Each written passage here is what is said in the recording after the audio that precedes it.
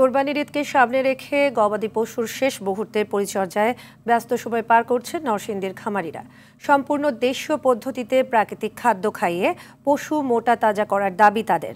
ক্রেতাদের আকৃষ্ট করতে দিচ্ছেন আকর্ষণীয় নানা ঘোষণাও। চাহিদা থাকায় খামার থেকে বিক্রি হচ্ছে বেশিরভাগ গরু। নরসিংদী থেকে নূরে আলম রনির তথ্যচিত্রে বিস্তারিত জানাচ্ছেন আব্দুল হামিদ। আর কয়েকদিন পরেই পবিত্র ঈদুল আজহা। কুরবানির জন্য সুস্থ ও সুন্দর পশুর নিশ্চয়তা, উন্নত পরিবেশ আর নানা সুযোগ সুবিধার জানান দিয়ে ক্রেতাদের দৃষ্টি আকর্ষণে ব্যস্ত নরসিংদীর খামারিরা।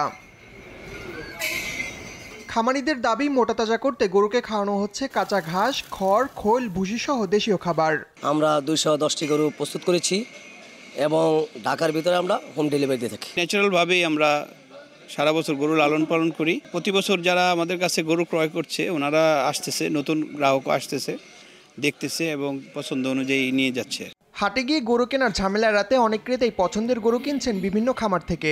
আলহামদুলিল্লাহ আমরা আরো 3.5 মাস আগে গরু বুকিং করে গিয়েছি। মাশাআল্লাহ এখন খুবই চেঞ্জ হয়েছে। খুব সহজে আপনার কোনো ময়লা নাই সহজে এখান থেকে কিনা যায়। আলহামদুলিল্লাহ তাদের মান ভালো এবং তাদের সার্ভিসও খুব ভালো। অসাধু খামারিদের পর্যবেক্ষণের পাশাপাশি প্রকৃত খামারিদের সব ধরনের সহযোগিতা দেওয়া হচ্ছে বলে জানান জেলা প্রাণী সম্পদ কর্মকর্তা ডাক্তার সাইফুল ইসলাম।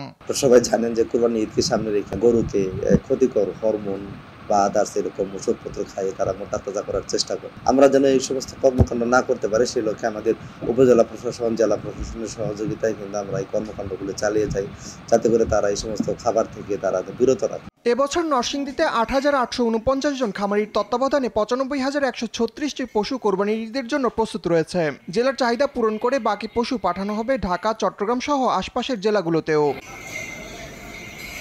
আব্দুল হামিদ, RTV।